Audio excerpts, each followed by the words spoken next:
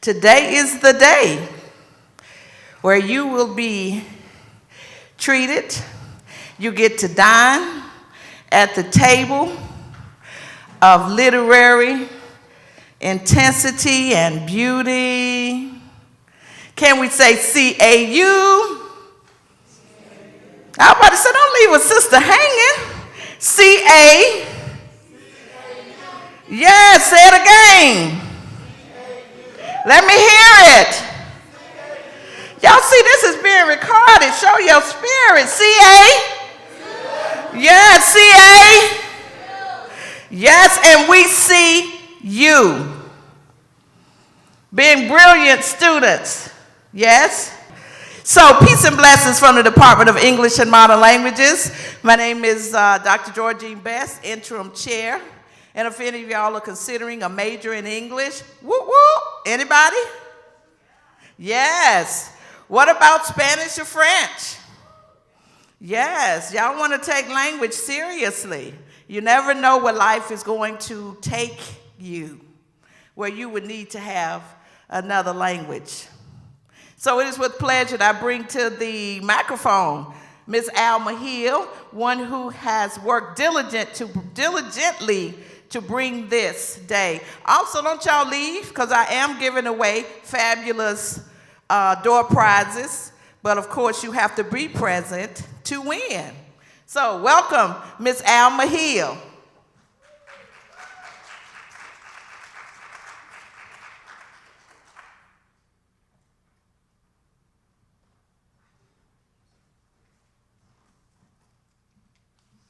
Well, thank you, Dr. Bess. I'm happy to be here, and it is an honor to introduce the first speaker this morning.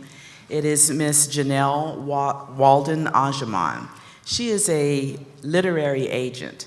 She has a very colorful career in the literary business. She has worked for Doubleday Publishing and Howard University Press. She's edited book projects. She has served as the primary liaison between publishing houses and authors, and she directed Howard University's Book Publishing Institute during its formative years. She is currently an agent for Marie Brown Associates. Has anyone heard of Marie Brown Associates? Yes. And the person you hear clapping is one of the people that she represents, who you'll hear next, and that's Leonard Pitts, the author of The Last Thing You Surrender.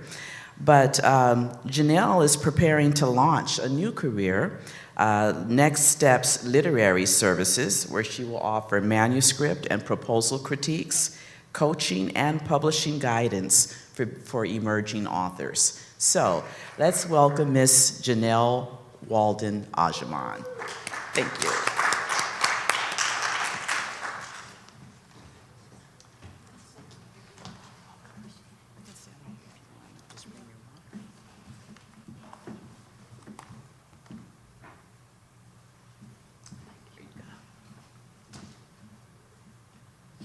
Good morning, everyone.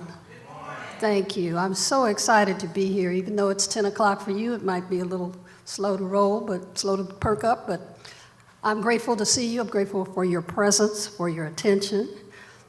Really excited to be here with two, as far as I know, world-renowned authors, one of whom is my client, Leonard Pitts, whom you just heard mention, but also Tina McElroy-Ansa, who I've not seen in quite some time. I'm glad and humbled that they're both here, because usually I'm behind the desk. I'm in the background, I'm not up front speaking, and I don't get an opportunity to engage with, with students and their wonderful instructors who are imparting all kinds of information that you need, that we feel, that they feel that you need in order to be successful in whatever career you choose later in life.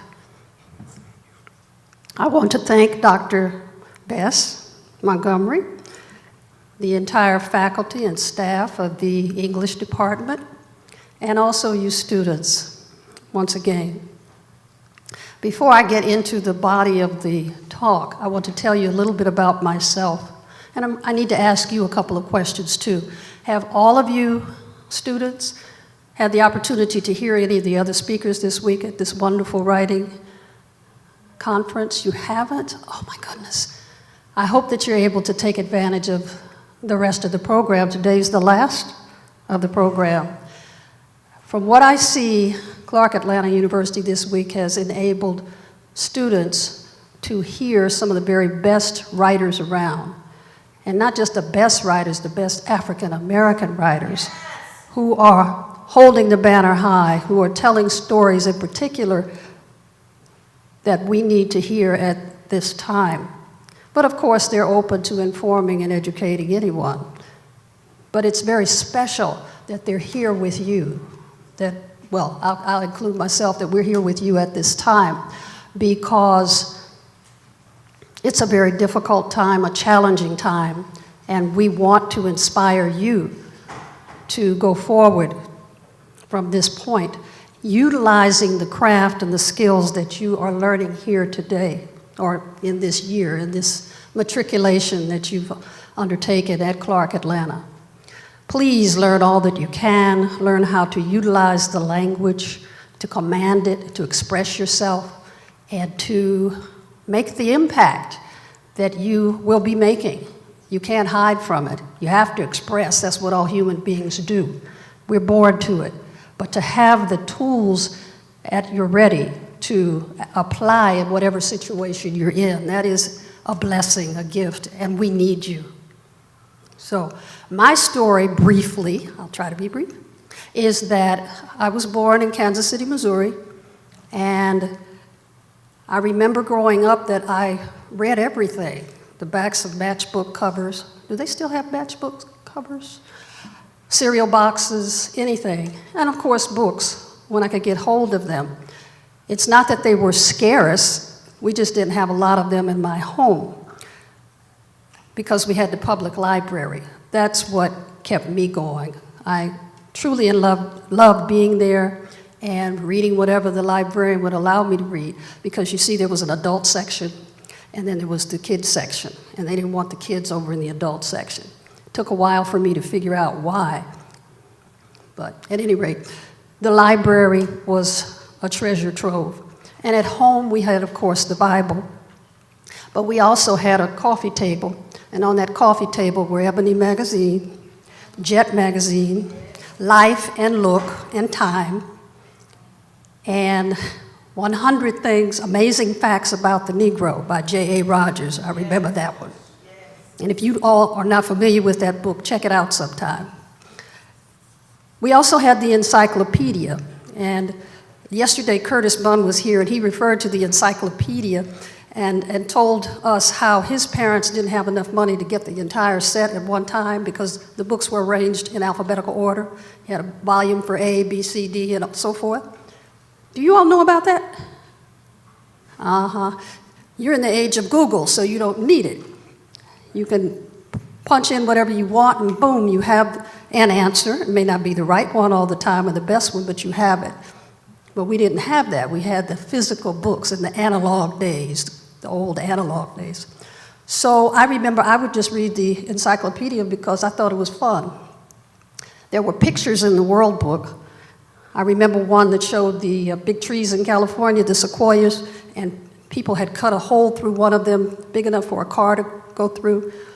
Those kinds of things fascinated me, and so I would just read. It's true, I was a kid, so I did a whole lot of other things, some that I was supposed to and some that I wasn't. But books and reading were at the center of my being.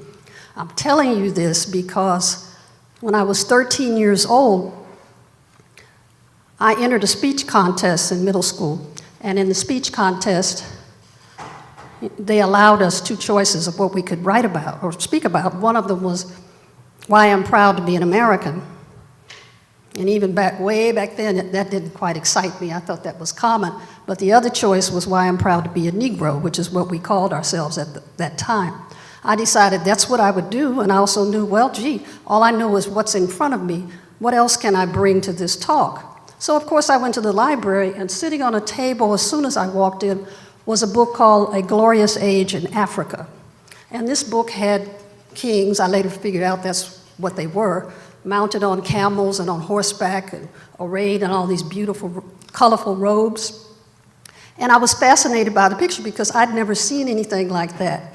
Even the J.A. Rogers book didn't have those particular pictures, and they certainly weren't in color.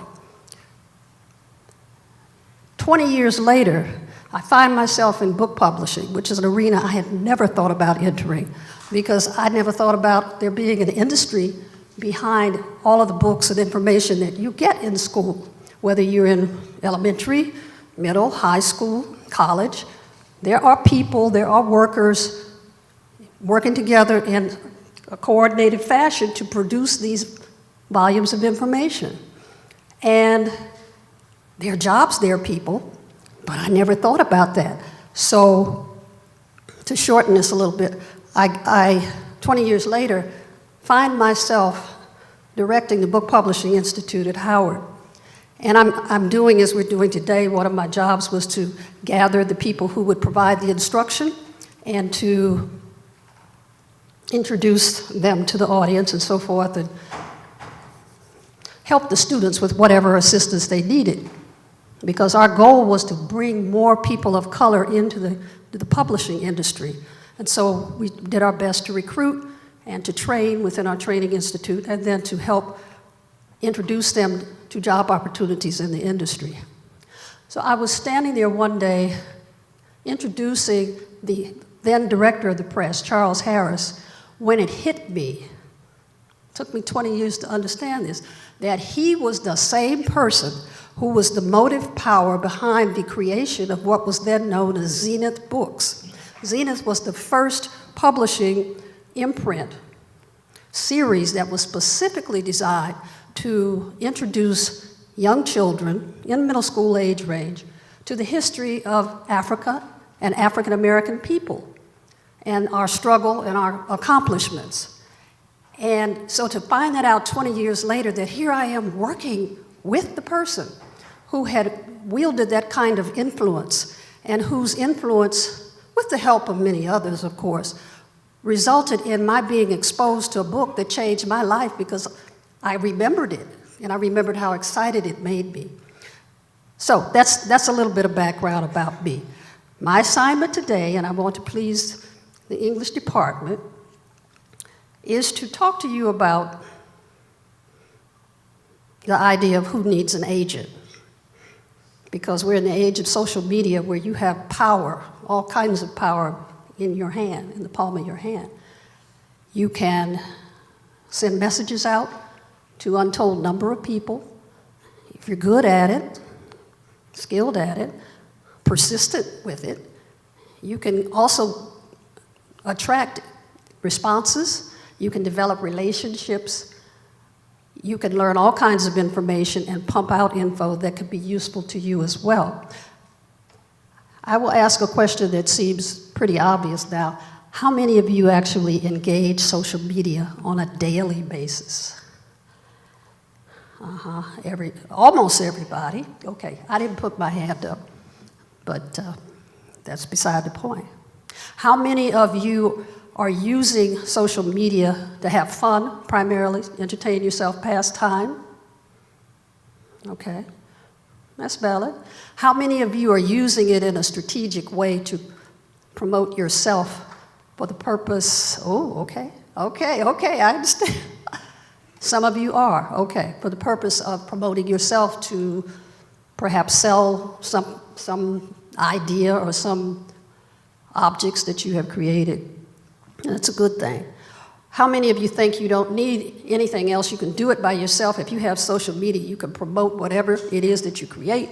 You get out there and make a difference. Aha, this is a smart group. Okay, because I have been in the company of people, many who are older than you, who approach me as an agent when they have, and I'll get to the subject, published their book. They have typically paid someone else to produce their book, typically an electronic publisher like CreateSpace. And this is not to indict everybody who works with CreateSpace or Author House or these types of providers. It's simply to share with you that quite a few of them over the years come to me and to others who serve a similar capacity And they say, I've written this book, I've gotten it published, I want your help. And I'm thinking, what can I do? Because when they say those kinds of things, I understand they haven't sold any copies. Because if you're selling, you are proud to tell me that you have some quantity in the marketplace. They haven't done that. And so my question becomes, what do you expect me to do? Well, I have social media, and I have a couple of hundred followers, and I'm on Pinterest and Twitter and so on and so forth.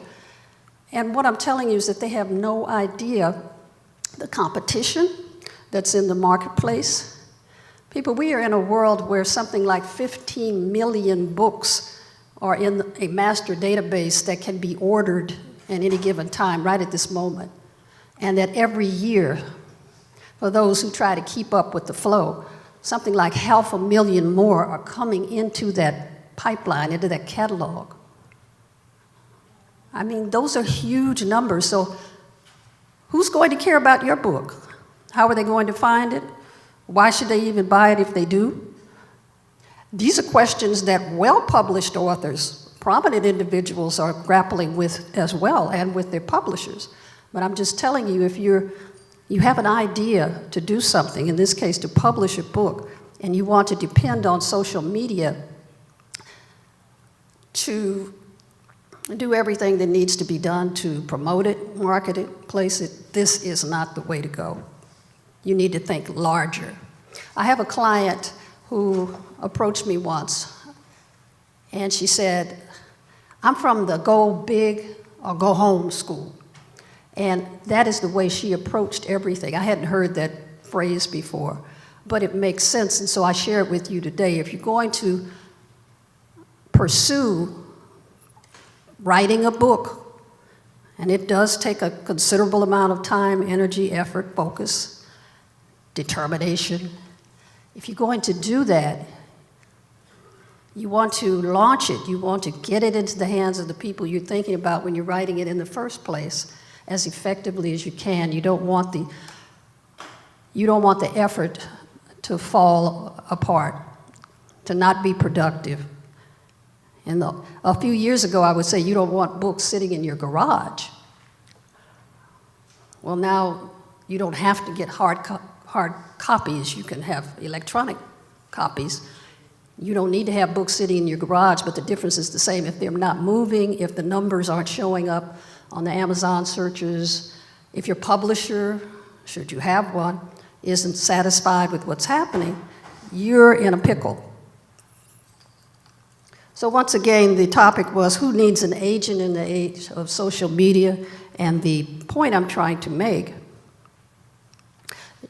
is that if you have a team behind you, working with you, believing in you, doing some work for you that you might not be able to get to yourself, or you may not know how to do effectively because you don't know the inner workings of the industry, then it is exceedingly helpful to have an agent.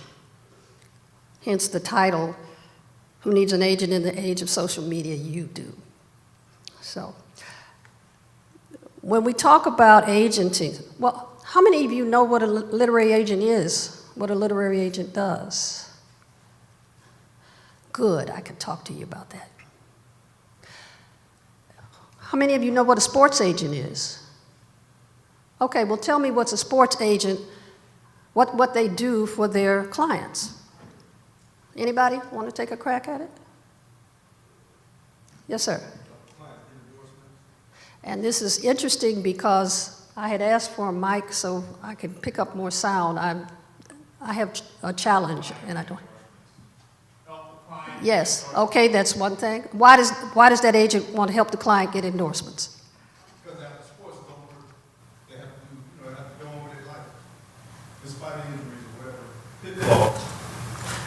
Okay. After sports is over, help the client get on with their life, basically be able to support themselves after they're no longer. That's true. It's about making the commercial connection, trading on the value of that person or that person's creation, in this case, the sporting ability, the talent to make the scores and help the teams win, so that the money flows and the individual, the client, is properly rewarded for their efforts. That's right, negotiate contracts, that's a heart of it. But even before that, it's making the connection so that the contracts can be offered. Because if, and let me back up a minute, we talked about social media and doing it on your own and how that can be quite difficult and challenging. When you're dealing with an agent, you're dealing with somebody who gets paid based upon the money that they earn for you. So there's a built-in incentive for them to do their very best to connect you with the right company, the right editor, the right circumstances, so that you can pursue your dream, so that your book gets promoted in the best possible way and yields the return on the investment that you and the publisher have made. That's at basis what I do, or what any agent does. We also seek out deals for subsidiary rights that are embedded in the book itself. Some of the rights that are embedded would be your audio rights, although these days most publishers want to hold the audio right when you do the first deal for the printed book or the e-book. You have film and TV deals that could possibly emanate from that basic book project. And in fact, today as never before, because there's so many pipelines that have to be filled with content, you hear that word all the time. More and more of the folks in Hollywood, at Netflix and all the other streaming networks, as well as the operations that produce for the big screen, they're all looking for content because the pipelines are open. They need the content to keep things flowing because they want to satisfy this insatiable audience that wants to flip the channels and see what else they can access. Agents also can be a constant for writers in a rapidly changing world. There's an awful lot going on, a lot of movement, a lot of change. Some of the publishers are closing or they're cutting back on their production. The people who are the editors, who are the people who make the deals for the company and are the scouts constantly looking for new projects to acquire for the company. Many of them are losing their job and they're becoming agents. But in general, there's just a lot of flux. Ever since digital came in a big way, and publishers had to change the way they approach business entirely, then many an author has found themselves working not with the same editor they started out in their career with, not at the same company they started in their career with a whole new cast of characters, but the one character that may be present, no matter what happens, is the agent, if the relationship with the agent and you, the author, is a great one.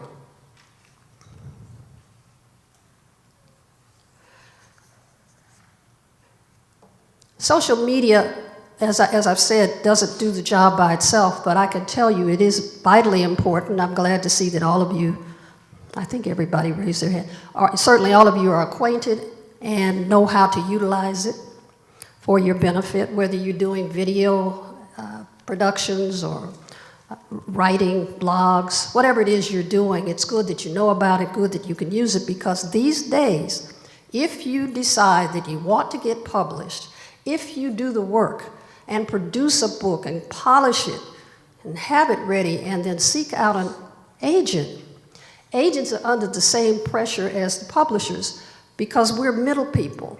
You're here wanting the deal, here's the publisher looking for new projects, and to make them come together, we have to pitch you and demonstrate your strengths effectively to make the publisher want to invest in you, because it is an investment. In a conventional deal, not only do the publishers assume the responsibility of getting the books polished by in-house editorial, if needed, of designing, laying out the project so it looks good as a book on a page, and producing a wonderful cover, because you will not pick up a book with an ugly cover. I don't know if you've ever had that experience, but check it out. Go go into a bookstore, if you could find one, or look on Amazon, and if you see a book whose cover does not appeal, you won't bother to look further. And so publishers, legacy publishers, conventional publishers, invest money in getting that design just right on your behalf. They also have people on staff who do nothing but promote and market your book, people who sell it into the various distribution channels. That's a huge investment. Plus, they're paying you for the privilege of picking up that book and showing support for the work that they expect you to do and for the work they're going to invest in the book as well. Can any of you guess how many followers you might have to have these days in order to get a basic deal with a moderate-sized house? Not necessarily the biggest ones. You're a debut author. You've never printed anything, written anything before, or published anything before. People don't know you. If you were to step to me or anybody else who's an agent, and we asked you, what do you have going for yourself besides having written a book? And if I ask you for your social media numbers, how many do you think would sound good to me? Yes, sir. 10,000. That's a very good guess, and you're going in the right direction. I would say more is merrier, and more is better. And 10,000 is pretty substantial, but I've been rejected for some projects in recent years that I've approached where those kinds of numbers came up. Yes. In addition, you have to have other things going on. I urge you to diversify. You will need to have shown yourself as worthy by doing some other things. Again, we're making an investment in you, and I'm looking at you to see if you would meet the expectation of a publisher. What have you done with your writing other than show up in my desk or in my cube writing me a query letter to ask me if I'd be interested? Have you entered any writing contest? Have you been published in any reputable journal or magazine or e-zine? Have you done any networking by attending conferences, meeting people, perhaps even asking those persons, who's your agent? And then having them recommend me to you, and that's why you approach me.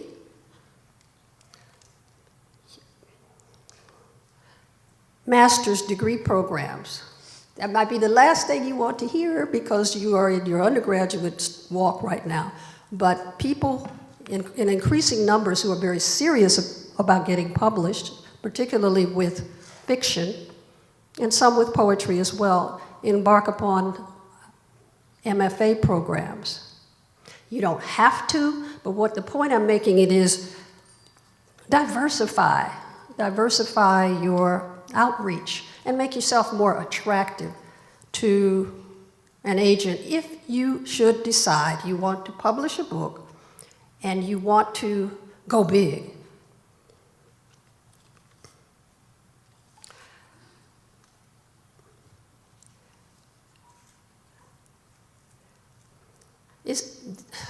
Yesterday at the Curtis Bunn appearance, there were 1.5 people, maybe 2, who expressed an interest in writing to be published. Is there anyone here today that feels that at some point you might want to take that route? Okay, wow, okay, great. I encourage you, stick with it. For the rest of you, I have something a little later to suggest. Now I want to tell you about some people who have, because I know I'm droning on and I don't intend to. I want to be exciting and engaging and witty and funny. That's not my strong suit. Mr. Pitts is far greater skilled, yes you are, than I. He does it on a more regular basis. He's cracking up, but as I told you, I'm behind the desk. How many of you have heard of Issa Rae? Okay. I mention her because before she did the video series, The Misadventures of Awkward Black Girl, she didn't have a book. I'm not certain that she was thinking about one. She might have. She's quite a talented and visionary kind of person. And I don't know her personally. Wish I did. But the point is, she achieved a certain level of visibility through the video work that had smart editors seeking her out. And smart agents too, by the way, seeking her out, wanting to make a deal. And how many of you have heard of Lovey Ajayi? Oh, you must check out Lovey, L-U-V-V-I-E. She is hilarious. And her career started, she might be 30 or so by now, but her career started as a blogger. And I learned about her through looking at Facebook and noticing what one of my Facebook friends had posted about her. And when I read what she'd written, I cracked up, because she brings that kind of energy and voice to what she's doing, which, by the way, is something that you will do. No matter what you write, it has to reflect who you are. Your voice has to come through, because if you're competing with at least 500,000 people for attention, I'm scaling it back from the 15 million. Your voice, the way you sound on paper, has to be distinctive. You don't have to make anything up, you just have to be authentic. And many times that's a challenge for writers. Anyway, Lovey does this tremendous blog, and she started blogging daily about Scandal when that first came out. I know that's a few years ago, maybe you weren't allowed to watch it in the beginning years, but she wrote about that and would post at the top of the next morning whenever the shows appeared, and she was consistent in it. And little by little, they would see her post and crack up, because so many people were watching Scandal. In other words, she harnessed the multiplier effect, got the visibility, and then the New York publishers are approaching her for a book deal, as are the agents, because if the publishers are interested, the agents are looking too, because everybody's looking for new content, new product. Who's heard of Angie Thomas? You folks over here, please check out Angie Thomas. She's about 30 or so, 32. She wrote according to many pundits, Black Lives Matter novel for teenagers, for young adults. And it was her first book. And she got the deal in part because she used social media as a research tool.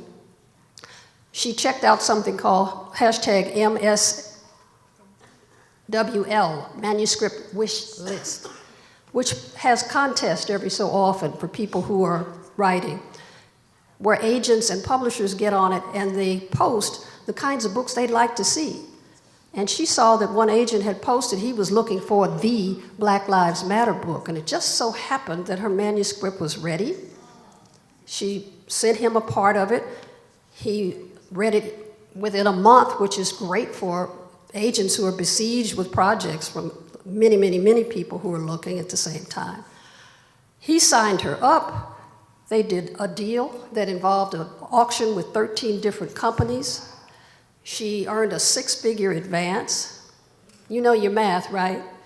For somebody who nobody else in the country knows about, that's a pretty big deal. And then the book delivered because it hit the New York Times bestseller list as soon as it was published. Why?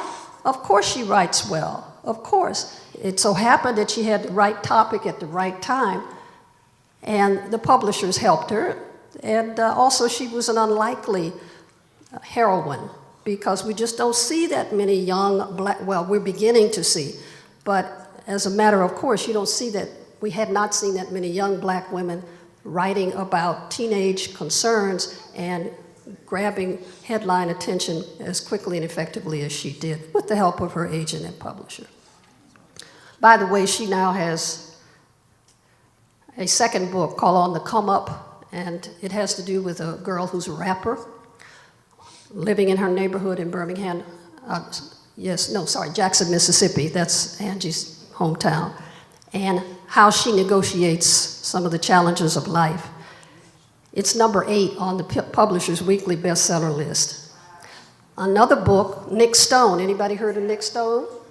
Nick Stone is a Spelman graduate. She has 2 books out now. The first one is Dear Martin. Dear Martin is now number 18 on the Publishers Weekly bestseller list. Publishers Weekly being an in-house journal that people in the industry read. This is phenomenal to have these young writers getting this kind of attention, writing books that make a difference. Her book, Dear Martin, is about a black teen in a private secondary school who has friends that are white and black in that environment, and one of his friends has an encounter that cost him his life with an irate white person, and that's just one of the many things that happen in the book, but that's the Black Lives Matter tie-in. And it came along at the right time, written by somebody who's smart, knew what she was doing. And this is not her first book. I saw her first book because she interned with me for a little while. I didn't know at that time, I later found out, that she had already secured an agent before she came to work with me, but her agent was in Israel. That's another story. But Atlanta is her home, and when she heard I was looking for some help, she showed up, and she's brilliant, she's wonderful. We had a good run together. And then I find out that the agent found the deal for her with a big publisher, but the publisher says, I love your writing, I love your style, but I don't want this work because I'm coming out with a brand new list and I need something powerful that will hit. This led to Nick's thinking, well, I can write a story about a boy who's in this situation that I just described to you and who also is keeping a journal. And in this journal, when things happen, or as things happen, he imagines what Dr. Martin Luther King would have said or done if he had encountered the same situation. That's the book that was published first. The second one is out now. I'll have to ask you to look up the name because I'm forgetting it. Oh, it's called, it's called, well, I didn't put it down. Well, anyway, you could look it up if you wish. But her career is on a great trajectory, and she uses this time. Pardon me?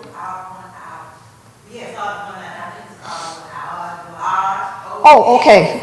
I'm so sorry, folks. One of the things that happens to some of us is that certain senses aren't as sharp as we would like them to be. My mind is good, but I have to strain for the hearing sometime. All of the authors that I've mentioned to you had agents who helped to increase the buzz, the endorsements, as one young man said, the attention, that's what you want, to ensure that your book is discovered and that you have the best opportunity to be published in the best way and be successful in your efforts. All of these people had agents, which leads me to leave you with this idea, that there is no dream without the team. Have you ever heard that? I happen to be someone who has worked fairly independently for a long time, with times in between where I've had more help than in other times. And this is so true. I've seen it for myself. Surround yourself with the people who can help you realize your dreams at the highest level. Don't be so closed to new information and new experiences that you miss the opportunities. And finding an agent, which is not an easy thing to do, folks. You can ask me about it in Q&A if you're interested. But finding an agent isn't the easiest thing to do, but it is worth it.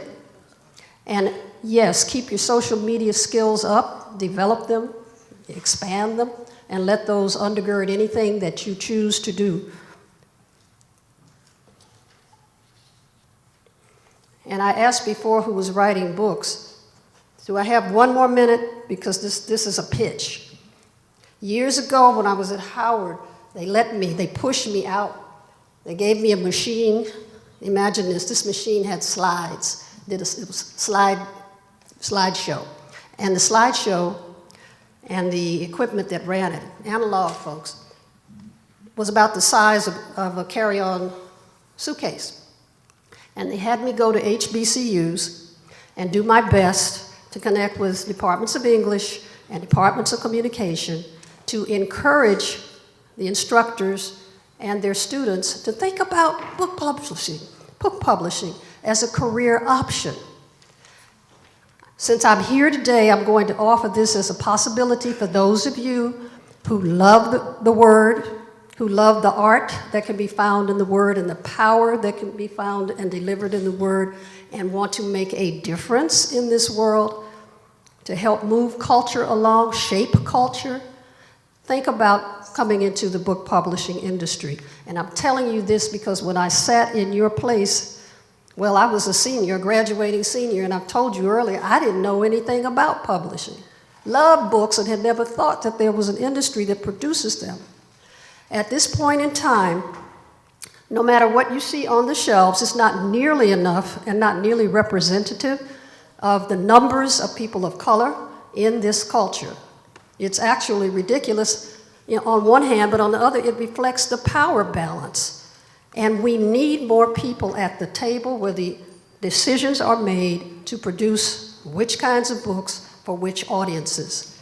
And keep in mind that there are publishers that produce the textbooks, and you know how much power they have because they filled your mind already with lots of ideas, and now that you're in college, maybe you're having to challenge, your instructors will challenge some of the ideas that you have developed. You have university press level publishing, the scholarly publishing. You have the whole scientific and technical arena for those of you who are interested in more STEM type of topics.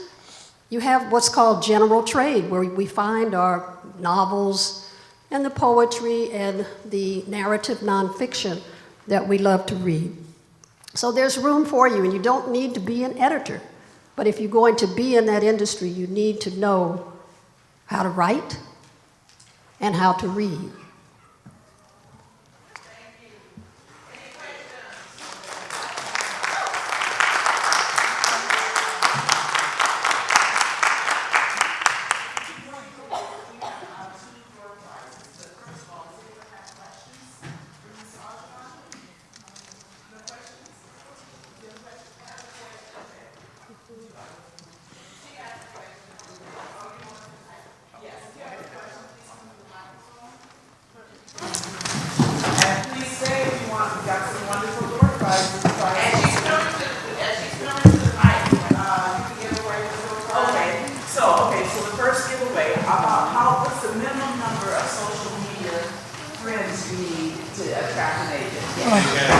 At least 10K. Get a prize. Can anyone name one of the publishing houses that she worked with? Yes, it's the lady in the gray. One of the publishing. Howard University Press. Okay, so we got 2 minutes. So, hello. Can I ask a question? Are you ready? Okay, so how do you know that an agent is qualified? I need you to speak in. How do you know that an agent is qualified and will take your book to the next level? Like, what are the qualifications that make a certified agent? I think you would want to look at the person's track record, check out their web presence. First and foremost, you could talk to other people or network or attempt to contact one or more of their clients. You could look at the quality and the character of the books that they produce, because you don't want to make the mistake, which a lot of people do, of going to the wrong person.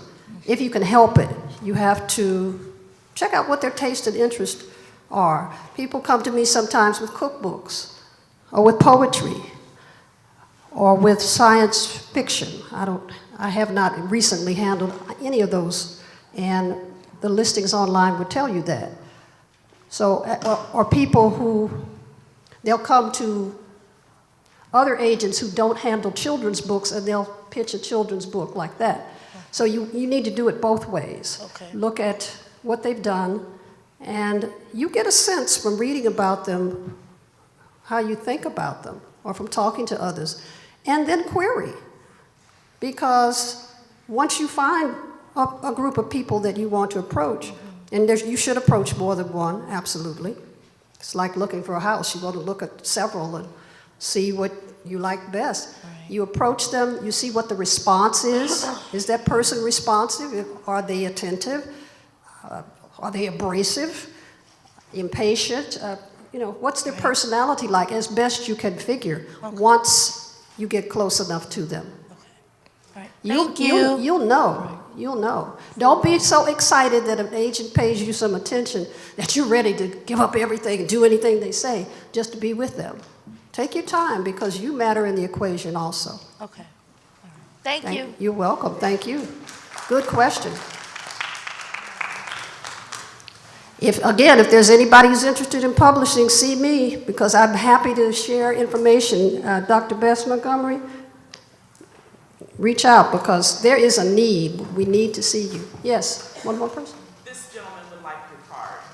Oh, come get it. What if someone wants to be an agent? Get in the industry. Learn the terminology. Get a job working for an agent like Nick Stone did. She did that very smartly and strategically. She wanted to get on the inside so she could learn more about how the process works. That's what I would say, number one, if you can. And there are publishing institutes where you can study, say in a summer or during a semester. It would be additional work to what you're doing here at Clark. That's what I'd recommend. You need to know more than your clients.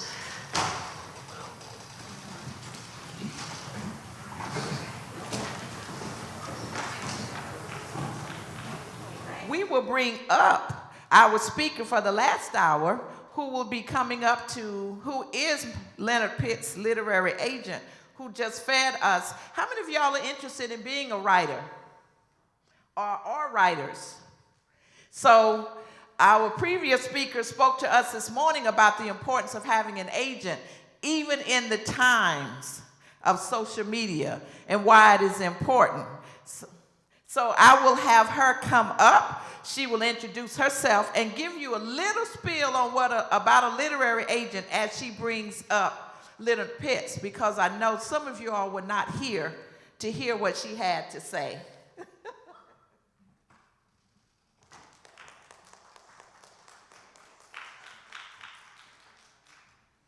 Also, I'll be giving away door prizes at the end, so y'all please stay. Thank you, Dr. Bess Montgomery. I have never had the privilege of introducing Leonard before to an audience, and I am thrilled to do so. Leonard Pitts has been a client of mine for the past 20 years. And I want to tell you how I met him, because it'll give you an insight into how agents work. We are product development people. We are scouts. We are looking for new clients, new projects constantly, so that we can help. Well, we have to earn a living, and agents are paid based upon how well they provide for the authors. That is, if you find an agent who wishes to represent you, that person's responsibility is to find deals for your book, particularly the head deal with the book publisher. There are other deals that could come out, say with film rights and so forth, translation and permissions. When people or entities want to publish or republish a portion of your work, an excerpt from your work, you get paid for that. And so agents are involved in all of those negotiations to support your work, but first and foremost to find the right place for you. I met Leonard because he wrote an article in the Miami Herald. Is it the Herald? It's been so long, I've forgotten. And the article was about James Brown.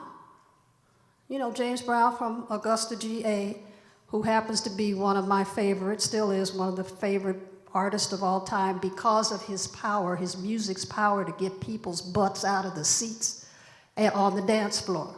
And I know that he's not an artist from your generation or the generation of most people in this room, but at that time, when I saw what Leonard had written, I said, oh my God, I've got to meet this guy. And so I don't know whether I sent him an email or called him up, but the question was, Mr. Pitts, I read your article, I loved it. Could we possibly have lunch one day? I'm an agent. And he very graciously said yes, and we had the lunch, and he said, you know, I actually want to become a novelist. And it's interesting that you should call me at this time because that's what I want to do. But Leonard Pitts is an award-winning, hugely well-known newspaper columnist, has been for many years. Before that, he was reporter and columnist for music magazines, Billboard, music critic, thank you. He is published in over 200 newspapers nationally, which is a huge feat. He is a winner of the Pulitzer Prize for excellence in commentary. And he is known, trust me when I tell you he's known, he's a big deal. He wears the mantle unassumingly. He is personable and approachable, and he is a fierce protector of, or advocate for the protection of our freedoms as American citizens, as human beings. I am so proud to introduce him to you. If you get hold of this bio sheet, it'll give you all the awards, and that's wonderful. He gets them. You must have a whole room in your house that's covered with plaques and so forth. No comment. But if it's not, it's because he chooses not to put them up. But he is well-loved, well-respected. I am so privileged to know him as I do, and I'm proud to introduce to you Leonard Pitts, Jr., the author of several books of fiction and nonfiction, the latest of which is The Last Thing You Surrender.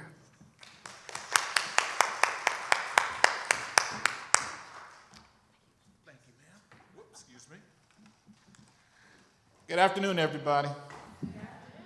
How's everybody doing? Good, good.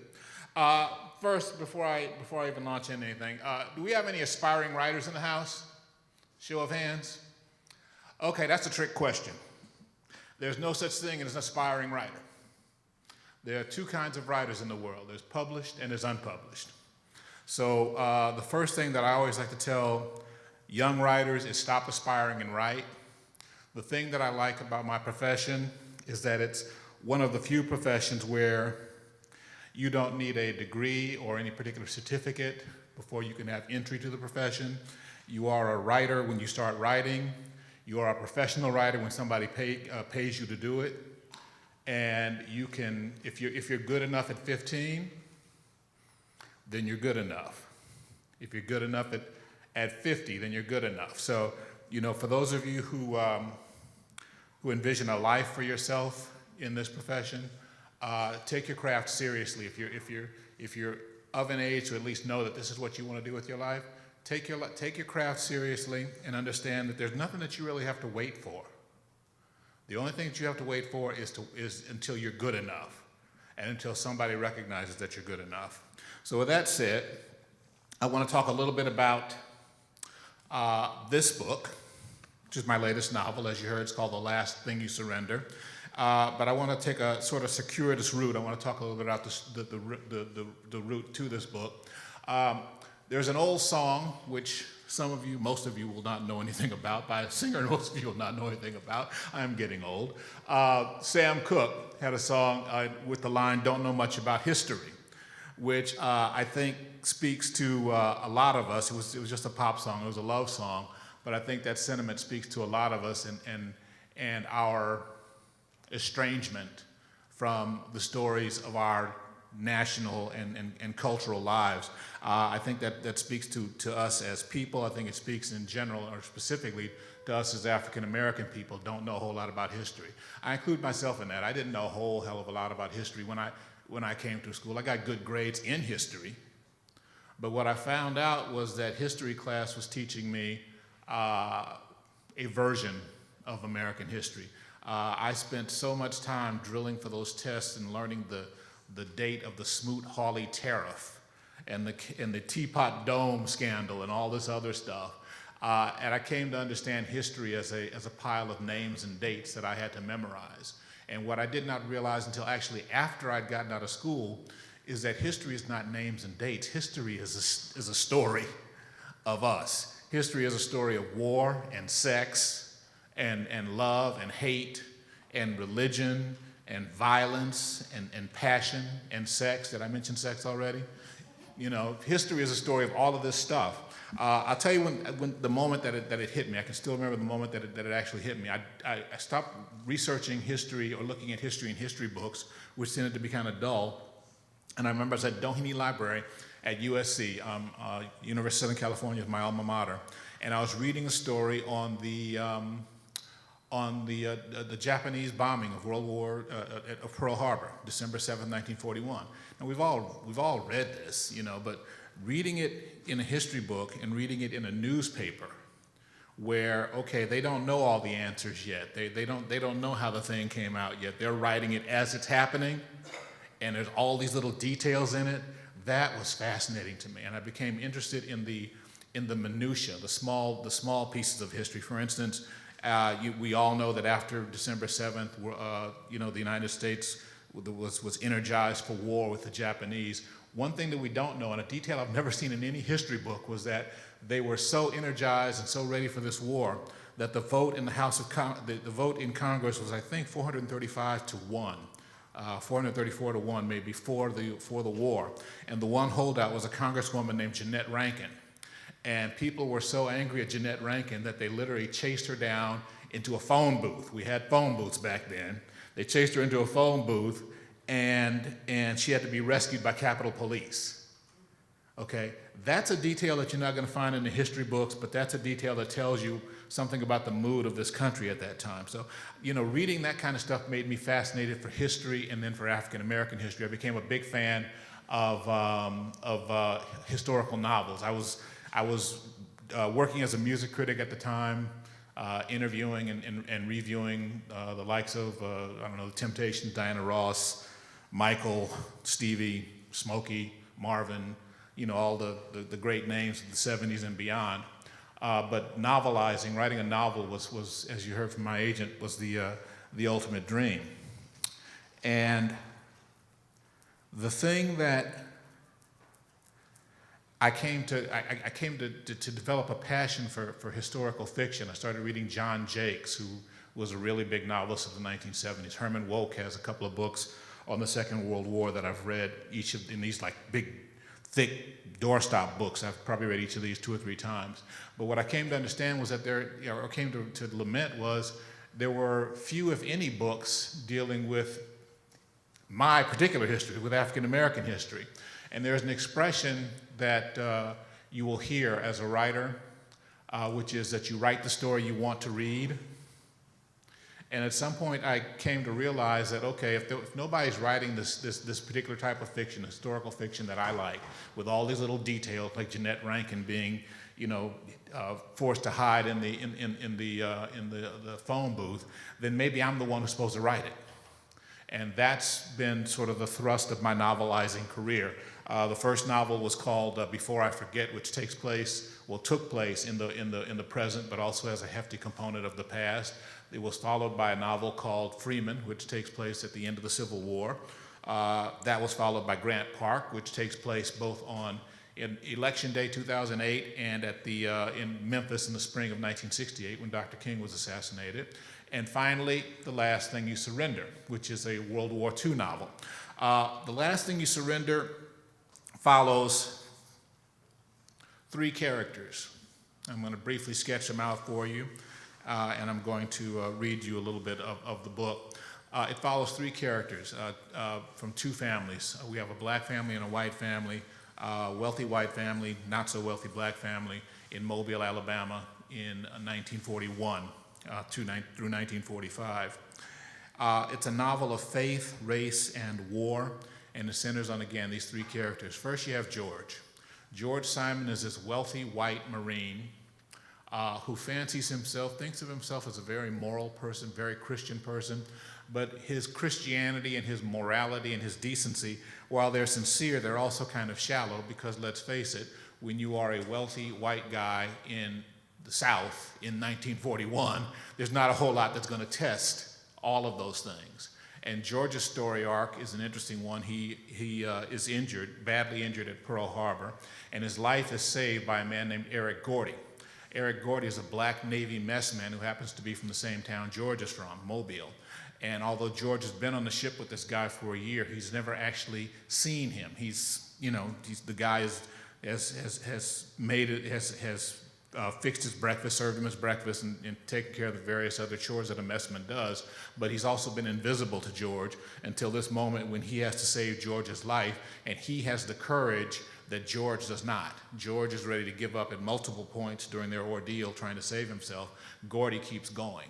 And at the end of it, George's life is saved, but Gordy loses his life helping George get off that ship.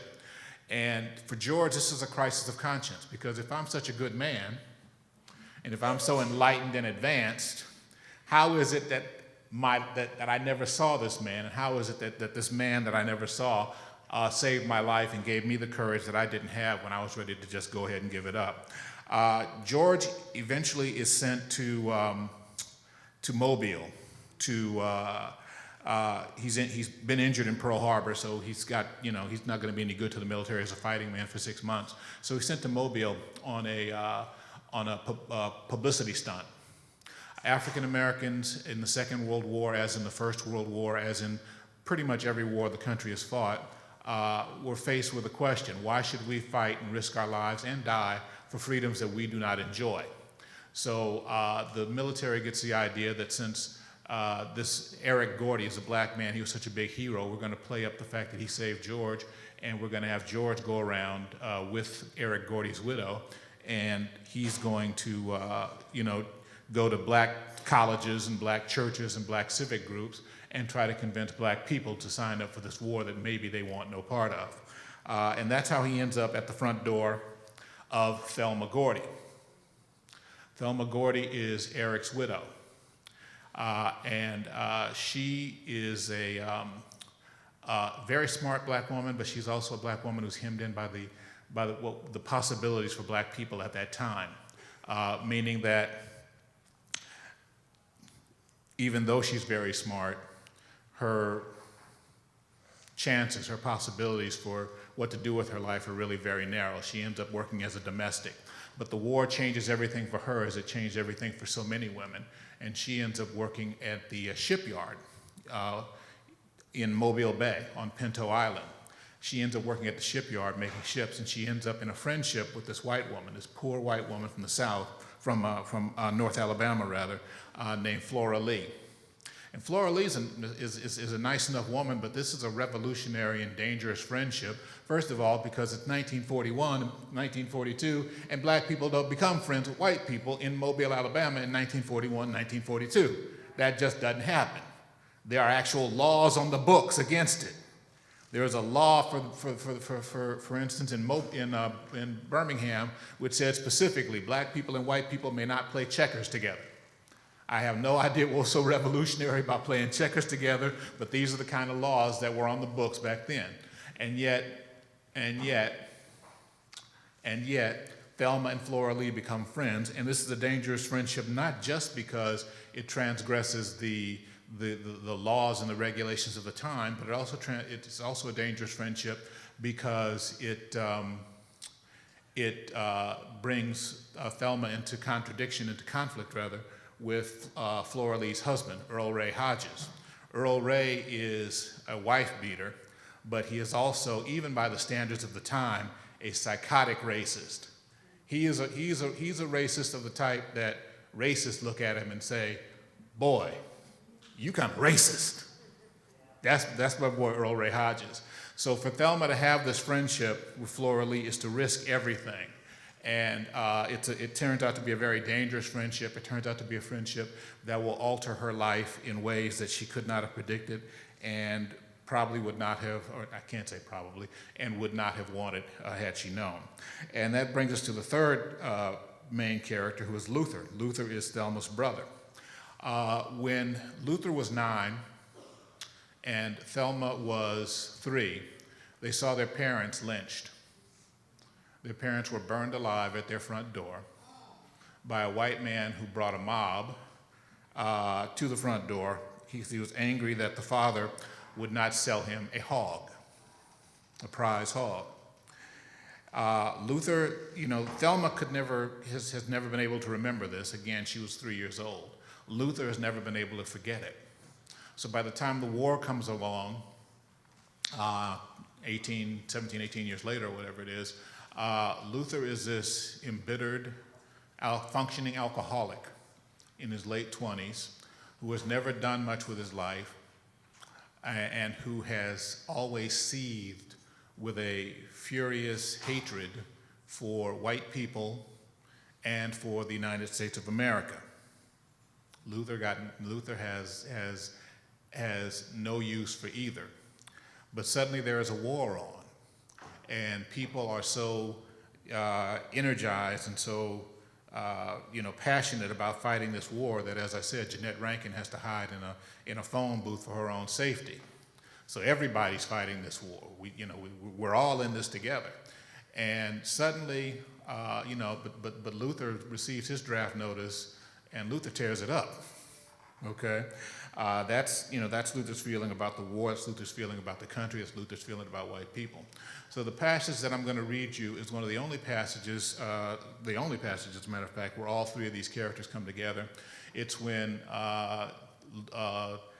Luther opens the door, and George, I should say, comes to the door. This sort of naive young white Marine comes to the door of Thelma, this African-American woman, and her angry brother, Luther, and tries to talk Luther into participating in a publicity stunt for the military. George the Marine shows up at the door with 2 reporters from the local paper named Laney and Boggs. And let me pick that up from there. Let's see. Okay. George turned and regarded the house, but did not move toward it. Laney and Boggs watched him expectantly. George shook his head. Now he was supposed to go knock on this door, speak to this man's widow, and say, "What exactly? I'm sorry for your loss. Eric died a hero. He was a good man." What words were big enough to encompass what she must be going through? What words were soothing enough to douse this thing that burned like acid in his stomach, this guilt at the fact of his own life? And the worst thing of all was the knowledge, unspeakable to anyone, that no one really cared about her grief, that they were using the man's death and his widow's mourning for some publicity stunt, some scheme to gin up Negro enthusiasm for the war. Invisible in life, Gordy would be manipulated in death, made an image on a poster, a slogan some whiz kid dreamed up, a story George was now obliged to tell as many times as he was asked about the heroic colored mess boy who saved a southern white boy's white ass. As if Gordy had never had a life, never existed before what happened.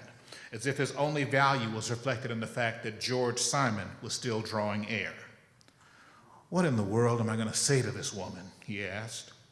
He was talking to the 2 journalists. He was talking to the late afternoon sun. "I don't know, Marine," said Boggs. "That's up to you." And he scratched something more into his notepad. George grimaced. He had forgotten this wasn't a regular fellow he was talking to. This was a reporter making note of everything George said or did. So without further delay, George started toward the house, crossing over a board that bridged an open ditch. Best to just get it over with. He crunched up the one step, made himself rap on the door with 2 sharp hits. It opened a moment later, but the person at the door was not Thelma Gordy. He was a man, dark-skinned and wiry, who looked to be a few years older than George. His face was a collection of hard angles, his mouth a broad slash between thick lips, his eyes flinty and suspicious. "Yes," he said. And that was all he said, spoken with a brusqueness you could not call rude, but that certainly wasn't welcoming either. And the man didn't smile. George didn't realize it until that instant, but his whole life he had been used to Negroes always smiling. Had he ever approached a Negro who didn't smile to see him coming? George was so taken aback that he almost felt a stammer coming. He swallowed it down. I am here to see Thelma Gordy, he said. I'm Mrs. Gordy's brother, said the man, and that was all he said. The implication was clear. He expected George to explain himself. And, noted George, he had made a point of calling his sister Mrs., a subtle but definite rebuke. My name is George Simon. I was with her husband at Pearl Harbor. That is, he saved my life. I came to tell her that. Something George could not define came into the man's eyes. You the one, he said. George nodded. The man pursed his lips and seemed about to say something. Then a woman's voice called, Luther? He looked back over his shoulder. The man from the Marines is here. Say he want to talk to you. The man, Luther, regarded George again out of that closed face. Then a woman's hand nudged him back from the door and Thelma Gordy appeared. She was wearing an apron over a faded house dress and was wiping her hands on a rag. Thelma was dark-skinned like her brother, her lips full like his, but her face was not composed of hard angles. Rather, it had a soft and appealing roundness, dimples framing a mouth that looked as if it smiled a lot and enjoyed doing so, cheeks curving to a strong chin. There was something of her brother in her eyes, though, but where his challenged you, hers were only wary and interested, filled with judgments it held in abeyance. George was surprised to find himself thinking that she was beautiful for a negress. Indeed, she was beautiful regardless. Yes, she said, one word like her brother, but not harsh like her brother, interested perhaps, curious, waiting. All at once, George remembered his mission. He took off his lid. Thelma Gordy, he said, my name is Private George Simon. I served with your husband at Pearl. Some new interest came into her expression, some willingness to listen that made George think perhaps this wouldn't be so bad after all. And it was right as he was thinking this that the flash bulb went off with a crunch and a strobe of pure white light that left George blinking ghosts from his eyes. Thelma Gordy did the same. What is this about? She asked, still wincing. A hardness had crept into her voice. George glared back at the photographer who was busy ejecting the spent bulb and going into his pocket for its replacement. Laney didn't even notice George's disapproval. George faced Thelma Gordy. I'm sorry, he said. I didn't know he was going to do that. What is this about? She repeated. And who are these people? They're reporters, said George. They're here from the paper. The paper? But why? They told me somebody from the military was coming. I thought it had something to do with Eric's insurance or something. But she paused, her confused gaze lingering on George. But Eric was in the Navy, she said slowly, the words and the realization coming at the same time. And you a Marine. George swallowed. No, he said, this is not about his insurance or anything like that. I just wanted to pay a courtesy call. You see, Gordy, Eric, saved my life. If it wasn't for him, I wouldn't have made it out of that ship. He died saving me. Her gaze fell inward then, fell upon something George could not see. A courtesy call, she repeated. And George knew with a sinking certainty that she smelled his treachery. She couldn't place it, but she knew it was there. Then the reporter helped her. Your husband's a hero, he shouted from behind George. The War Department is going to use him for a big publicity push. You and this guy are going to tour the country talking about what your husband did. How's that feel? Does it make you proud? I don't know what you're talking about, she said. George's cheeks flamed. He felt as if he could gladly have beaten Boggs and Laney to death with his crutches. Oblivious, or perhaps just uncaring, Boggs stepped forward, reaching as he did into the breast pocket of his jacket. He produced a photostat, unfolded it, and handed it to Thelma. She studied it for a moment, then looked up. This is what you come to talk to me about, she said. Just a few comments, said Boggs. Yeah, and a couple pictures added, Laney. Just like he said, your husband is a hero. Let me see that, said George. Thelma handed him the photostat. She seemed dazed. George studied the image. It was a drawing of something that never happened. In the background, Japanese planes were dropping bombs, distant ships were erupting in flames. In the foreground, a colored man and a white man faced one another on the canting main deck of their ship as it slipped into the sea.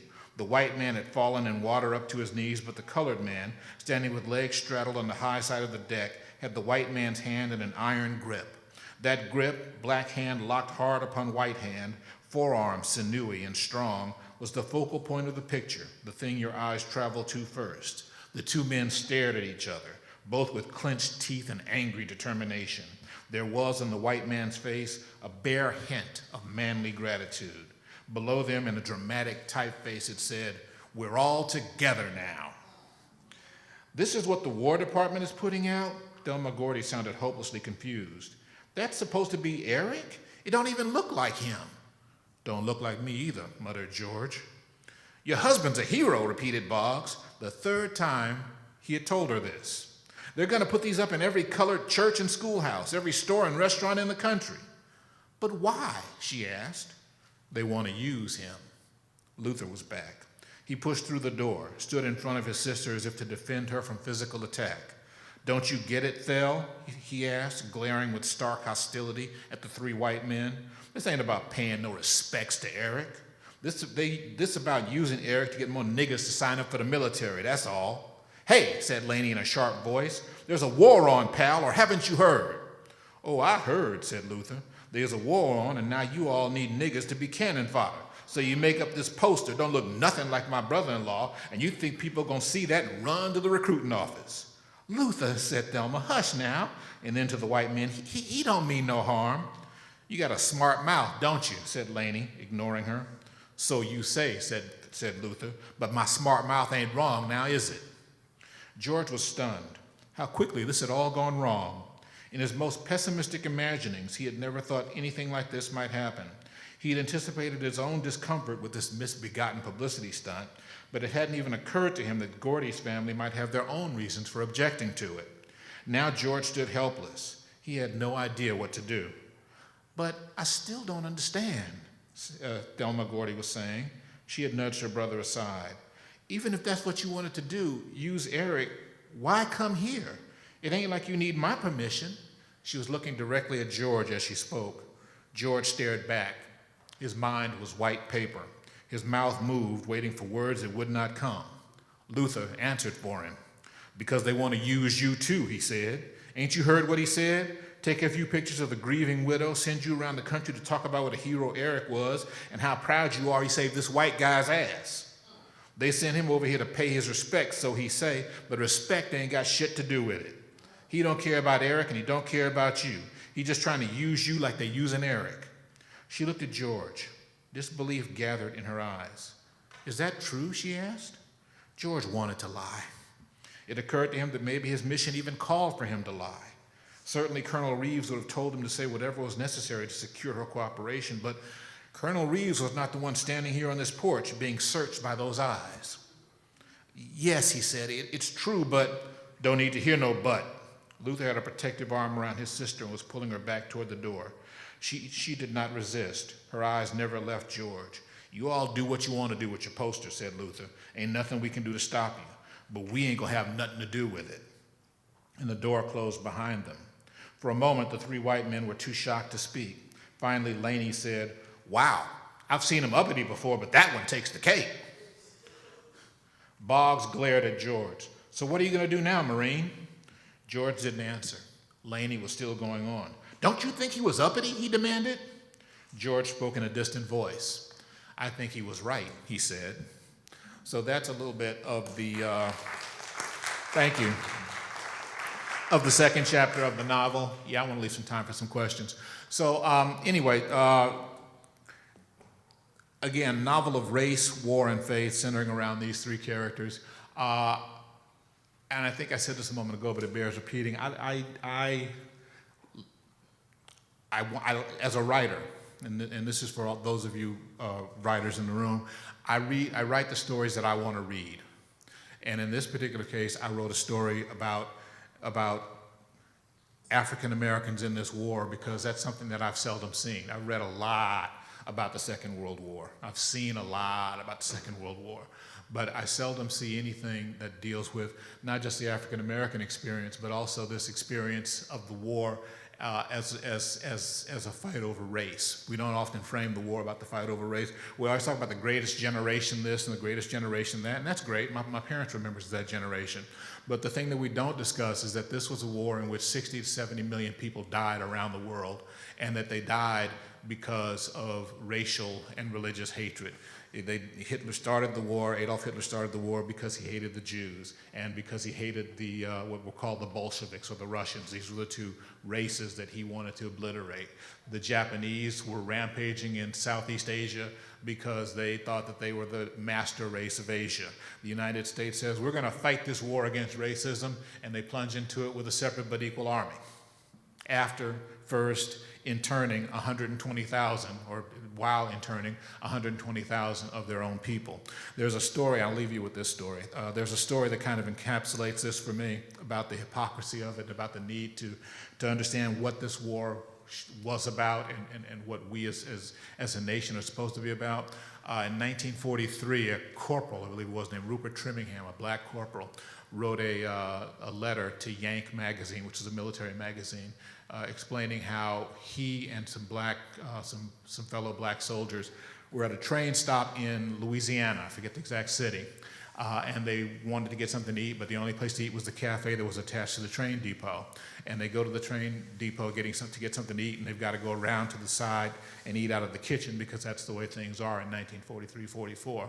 And as they're eating out, getting their meals through the kitchen, through that side window, they happen to glance into the dining room.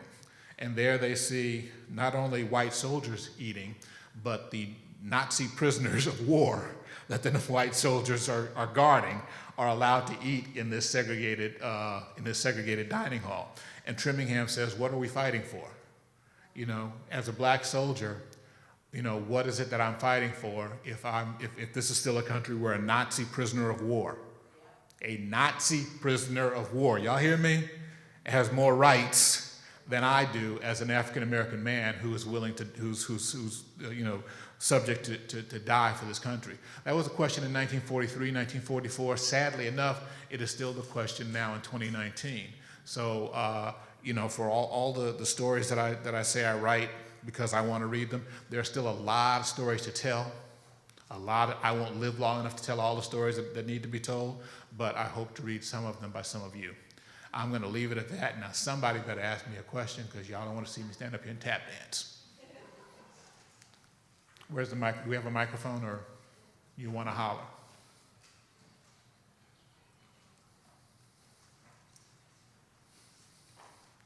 And I'm also giving away a copy of his book, so y'all please stay so you can get an autograph. We have a question here. Yes, I'm a fan of your column. Thank you. Read it every Sunday in the AJC. I have two questions for you, actually. Actually, there's an extra charge for the second question. Okay. I'm sorry. Well, First one's free, but the second one's is $1. No, I'm sorry. Go on. As a writer myself, I know how time-intensive it is to write a novel and long works, but at the same time, you're also writing a column. Yeah. So I'm interested in how you use your time for doing both, okay? And also, as a reader of the people who write in, who talk about your column, they're usually really angry with you, which makes me laugh as well and shake my head. Yeah. So I can only imagine the emails that you get. And I was worrying what that's like to get so many people who are angry at you to be writing in every week. Well, I'll take the second question first. If you love Donald Trump, you're supposed to hate me. I'll just leave it at that. And with excuses to all you Trump fans I know are in the room, if you're a Donald Trump fan, you're supposed to hate me. If you're a fan of Islamophobia, misogyny, and racism, you're supposed to hate me. So it used to bother me a lot more than it does, but I've come to sort of take that as the price of doing business. The vitriol, the hatred, and not just people who disagree with you, because that I can take, that I enjoy actually. Disagreement, a reasoned disagreement is a good thing. But the sheer hatred is part of the price of doing business, and it has only become worse. I've been doing this for 43 years, writing the column since 1994, so that's 25 years, and I've seen it actually become a whole lot worse.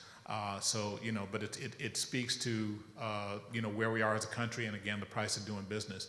In terms of your first question about the time commitment, you get up a little earlier. And I say that as somebody who hates the doggone morning,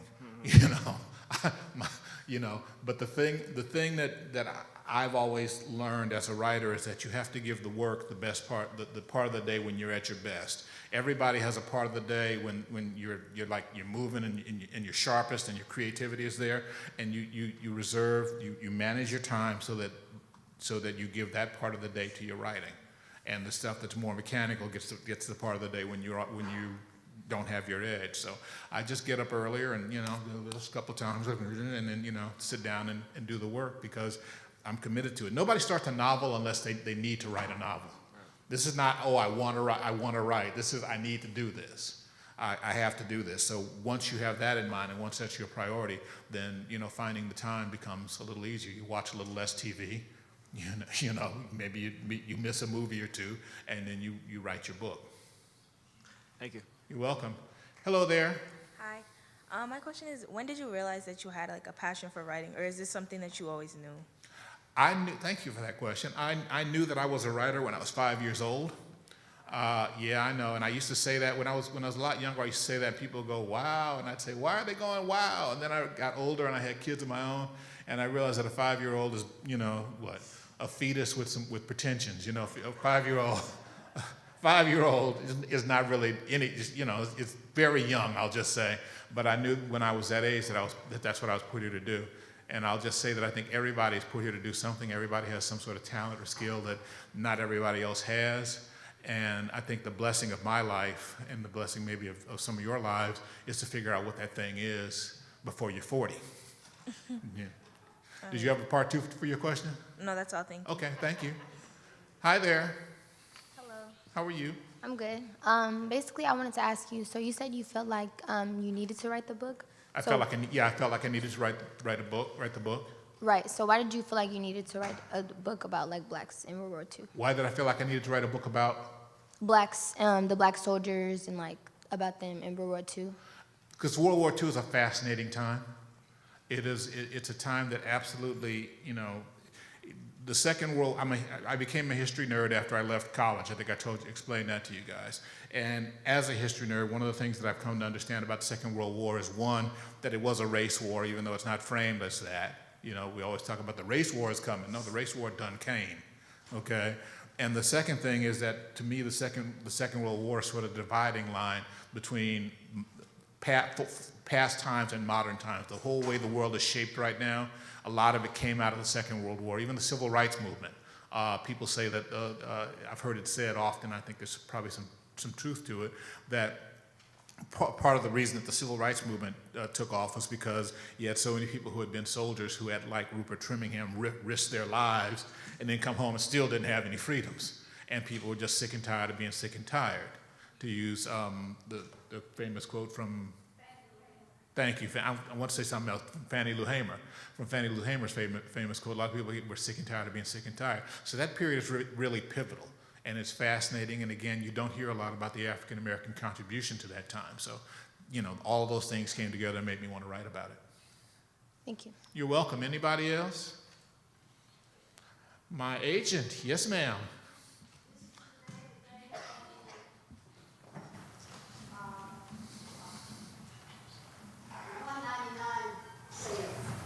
Is today the day of the? Oh, yeah, a good agent is always reminding you to market. There's a $1.99 sale on Kindle. There's a $1.99 sale on Kindle, so you can steal the book from me on Kindle today only for $1.99, or you can go across the way and actually buy a copy that I'll sign for you for $16, $17. I think I'm getting the hook here. Thank you. Thank you. Don't go yet. Don't go yet. Thank you. My pleasure. Some of you may know, I wrote a book titled The Coming. Have any of you ever heard of the book, The Coming? Any of you, one or two? Wonderful. Well, in this book, I decided to tell a story that I believed was untold at that time, and that was the story of black people's crossing that treacherous moment called the Middle Passage. that moment called the Ma'afa. All of you have heard of the Middle Passage. All of us have heard of the Middle Passage. Of course, Africans came here from Africa. We know that. Africans were brought across the seas. We know that. Africans died on the Middle Passage. We know that. Well, the part we didn't know is what they thought about it. How did they feel about it? What did they say about it? You know, I have a PhD in African American Studies, and I've read tons and tons and tons of books on the Middle Passage. But what I never read was any book where the Africans themselves are telling me the story.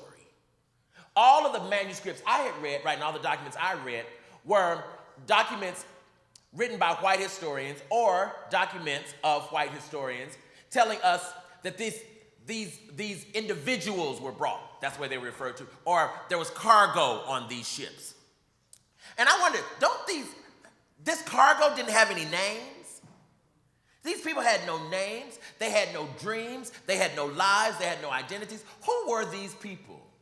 And so I did a very daring thing, young people, and I decided that nobody else was going to write that story, and so I'm going to write it myself. And that's what I did. And so I want to read you just a short excerpt of this story, of these ancestors, if you will, for the first time in history telling this story. Actually, before I start, there's a very famous historian who just won the Pulitzer Prize actually this year, a white guy at Yale who told, when this book first came out, I was at a conference at Brown, and he said, Dr. Black, one day, people are going to recognize that you did something that I have never seen ever. And I said, oh my God, what is that? He said, I have never seen anybody give identity to those individuals who came over on the Middle Passage. I've never heard one name mentioned. I've never heard anybody imagine that they were in love on the boat. I've never heard that there was a mother on the boat who was looking at her child the whole time. He said, I've never ever seen any humanity ascribed unto these people we thought of as cargo. He said, that is the magic of that book called The Coming. And so I felt really, really good about that. And so I'm gonna read you a short excerpt.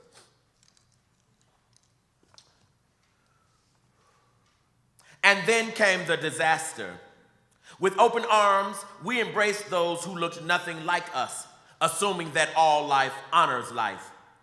But we Africans were wrong. In the end, we fed and strengthened our own captors. We cannot claim naivete. We cannot say we were people undeveloped. We cannot say there were no signs. We can say only that we did not heed them. Sound wisdom was as common to us as the evening breeze. We scoffed and shrugged at elders' forewarning of a time of great tragedy and chaos. We did not believe them. We had learned to ignore our own gods, to take their goodness for granted, to believe that because of them we were immune to external attack. So we did not hear them. We heard only what we sought to hear. But now we hear it all, echoing in our regretful memories. If only we could have seen into the future, we might have avoided the enslavement. But most of us had no such powers. The few who did, the seers and sages, we dismissed. They were always speaking of things to come, warning of impending disasters that rarely came to pass, at least in our lifetime. Now we know that prophecies come to one generation and materialize in another. If only we had listened, if only we had had more disciplined ears, but we did not. So we blamed ourselves, we blamed our gods, we blamed each other, but there was no one to blame, only shame to bear. And pity, yes, great pity, that a people so strong missed so many clues. The forest whispered it, the birds chirped it, the trees waved it, the antelope danced it, the tall grass swayed it, the lions roared it, the elders said it over and over. Beware, seek not the thing you do not need. Greed destroys wisdom. Let just enough be enough. But we were too blessed. Our abundance suggested immortality, so we stopped searching for invisible things. Our mothers had worked so hard that we didn't have to. Our fathers had killed enough game that the sons hardly knew the hunt. We didn't know then what we know now. A life of leisure destroys a child. When there's nothing to work for, there's nothing to gain, nothing to die for. So we Africans had to die that we might live again. And that's what we did. We died. By the thousands and hundreds of thousands, we died. We'd never seen such unjustifiable violence, bloody bodies laying prostrate across the earth as if pleading for forgiveness. Those who survived did not mourn. There was no time. The loss was too great. We still have not mourned. We still have no time. Yes, we remember, but we have not mourned. And so death came quickly. It came unannounced. It came cloaked in our own garb. It came white as clouds, smiling as if it loved us. It came in the darkness of night while we were laughing and talking with ancestors. It came in legions with guns and ammunition too powerful to battle. It came with earth-shaking force we could not control. It came under the authority of nations we did not know. It came with men whose absent wives benefited from their husbands' despicable behavior. It came with men whose children would one day inherit their father's legacy of violence and wealth ill-gained. Death came to scatter children's blood-soaked bodies about the earth, thus fertilizing dry, yearning soil. But in truth and in reality, death came to teach us that we were brothers. That's why we came, and now we know this was the coming. And so I wrote this book because what I really wanted to do was I wanted to believe that I could imagine what our ancestors were thinking and feeling. Like, what was it like day after day, even hour after hour in the bottom of this ship, you know what I mean? Like, what were they thinking? What was the regret? What was the frustration? Dang, we should have gone to that ritual last week that we skipped. You know, gosh, if I had only listened to what Mama said, if I had just paid attention to the way she told me to always be wary of my surroundings, maybe they would not have captured me. You know, Daddy told me never to go down to the river by myself, but I didn't see anybody around, so I went. I'm just imagining, you know, what might be the lament and the regret of a people who now are laying in the belly of a ship in chains. There are also two on this boat, a man and a woman, Abutu and Chisanganda, who are in love. And tons and tons and tons of historians have written me and said, listen, whoever knew that you could be in slavery and in trauma and in love? I said, well, that means that you didn't understand black people as being human beings. Because everybody experiences, right, love, experiences trauma, experiences hurt. And you don't get to do it in convenience. You do it simply because that's the way you live. That's who you are. That's how we've come to understand what it means to be alive. And so the thing I want to encourage all of you young people to do is to know that your story is unique and that no one has the story you have but you. And the truth is no one can really write it but you. It will take you to write your own story. It'll take you to tell your own story. And we're in the age now, you know, this is the age of the memoir, you know, where people are believing that their own story is worth being told and is worth being shared with the world. And I really believe that most stories have never been told. Because too many of us believe that our stories are not worthy of writing. Too many of us believe that, I don't really write well enough to tell my story. Too many of us believe nobody's going to buy it. But, you know, when I was in graduate school, a woman by the name of Sonia Sanchez was my teacher and dissertation advisor. And she told me something that really saved me as a writer. She said, you don't write because you imagine it will sell. You don't write because you imagine that someone else will want to read it. You write because you believe that in writing it, you are made whole. And I realized that I was really writing it for myself. You know, that I'm really writing for my own healing. I'm really writing for my own personal transformation. And if someone else is transformed, hallelujah and amen. But that's not the real reason, because you can never determine what will be the impact of your own writing, of your literature on the world. And so you just write, and writing is what you do. And you don't write hoping that, you know, let me figure out what I can write that I believe someone else is going to like. And the truth of the matter is, what people like changes like the wind. You know, people are just not consistent. I'm not consistent either. But people's loves and people's desires are not consistent enough for that to be a dependable space to stand when it comes time for you to write. And so you simply have to do it if you really want to do it. And the final thing I want to say is the reason you write is so that your story and so that your life has function and has meaning beyond your lived days. Sometimes it won't be until 20 years from now. Sometimes it won't be until 35 years from now that someone reads what you've written and really, really, really gets it. Because a writer by design is an artist. A writer is a thinker. A writer is a sculptor. A writer is an architect. And a writer is always imagining what another day might be, what another day might bring, how insight might transform us into another era, another time. And sometimes it will be not until that time arrives that people really get it. You know, I wonder if when Shakespeare was writing, if Shakespeare really believed Shakespeare would ever have been this famous, right? Or Toni Morrison or whomever. And you know, and as a child, I remember, well, not a child, I was a student here at Clark. I remember being assigned Beloved, and we read Beloved in an African American literature class, and I said, what the hell is this woman talking about? Jesus Christ. She doesn't know any simple words. What is wrong with this woman? You know, I was just, has anybody read Toni Morrison? Right. Have any of you had difficulty? Right. And so, you know, and I'm 19, you know what I mean? I'm 19, right downstairs, and I'm literally, some of it I'm reading out loud because I say, I must be slow. Something's got to be wrong with me because this shit don't make no sense to me. Right. You know, this is just my, you know, and I was an English major, so I really needed it to make sense because, you know, I'm saying something's got to be wrong with me. Why do I understand this? And what's deep is, I didn't really get it then. I read her 10 years later in grad school, and it was some of the most brilliant writing I'd ever seen. But it was the same words. And I realized what had changed was me. It wasn't the work.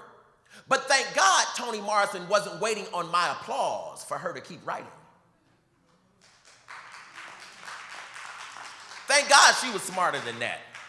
Thank God she would just smile and say, you'll get it one day, honey. You know, I hear my grandmother saying, you'll understand it better. Yes. Which means sometimes, you know, God is waiting for you to catch up. No, God's not going to dumb down the lesson. Nor should God dumb down the lesson. Nor should somebody dumb down the writing because you don't know that vocabulary word. What you need to do is just go look it up and meet that writer where they are. That's what because the writer's job is to lift you, not to meet you. You know, and that's important. You know, when you look at a painting, you can't ask the writer you can't ask the painter to go back and paint something simpler. No, you stand there and stare at it until you get it. Because the artist is trying to create a new world. The artist is not just trying to confirm the world you're already in. The artist is trying to tell you there's another possibility, black people. There's an imagination that we can actually make real if we'll just allow ourselves to believe that what we see in our heads can come to pass. That's what the writer is doing, you know? And so once I became a writer myself and began to do that, then all of a sudden I'd meet people on the street and, in fact, I was in the airport maybe a month or so ago, and I was really about to miss a plane, quite frankly. So I was kind of running, and this woman grabbed my arm and she said, oh my God, are you Daniel Black? And I said, ma'am, I'm kind of late. I'm running to get there. She said, oh no. Did you write Perfect Peace? I said, yes, ma'am. She said, oh my God, I gotta talk to you about this book. I said, ma'am, I can't talk to you about this book right now. I'm about to miss this plane. I can't talk to you right now. She said, listen, let me tell you what this book did to me. And I missed the plane. I missed the plane.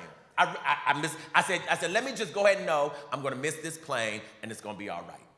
Right? And I sat down and I let this woman, she was just going on and on and on and on. And what I really realized is that she needed the moment. I was going somewhere and I still went. I just caught the next flight. It wasn't all that deep. But what I realized is that I had planted a seed that now I needed to nurture. Something had happened in this woman that she was trying to make sense of this reality. You know, she kept saying, that book is crazy as hell. Man, where did you get this idea from? You know, every writer's heard that question, of course, a million times, right? But the thing I really want to impart to you is that you change the world through words.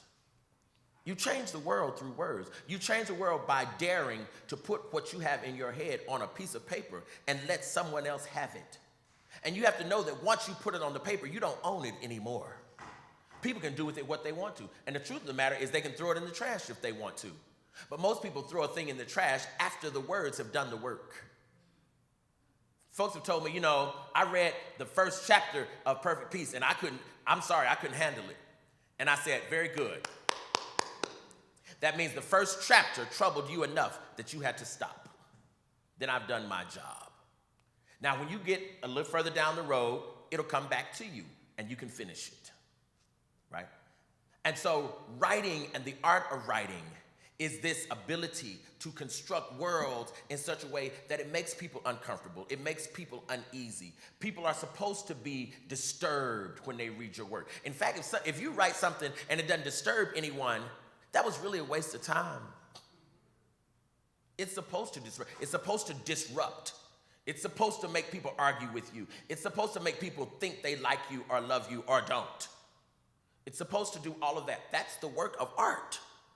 The work of art is to say, I am not content with this world as it is. And I will use every creative ounce of energy in me to shift it if I can. You know, I tell my writing students all the time, the reason I love God is because God is an artist, right? Literally just make a whole world, right? And I say, well, you know, then if I'm supposed to walk with God, then I'm supposed to learn how to make this world too. But in order to make a world, you have to be willing to be so different. And you have to be willing to be so troublesome. You have to be willing to be such an agitator. You have to be willing to be so absolutely disruptive that other people mock you. You know, my great-grandmother who raised me told me one day, I didn't really get it as a kid, but she said, listen, let people laugh at you until they follow you. I didn't understand what she meant then. You know, I was a weird child to other people. I was very regular to me, right? But my folks thought I was very strange. I loved writing as a kid. I played the piano. I was just artistic in all kinds of ways. And my grandmother would say all the time, folks are going to laugh, and let them laugh until they follow you. But now I get that. Because a lot of times people are laughing, and the reason they're laughing is because the difference you've introduced to them, the transformative idea you've introduced to them, has the power to change their entire reality.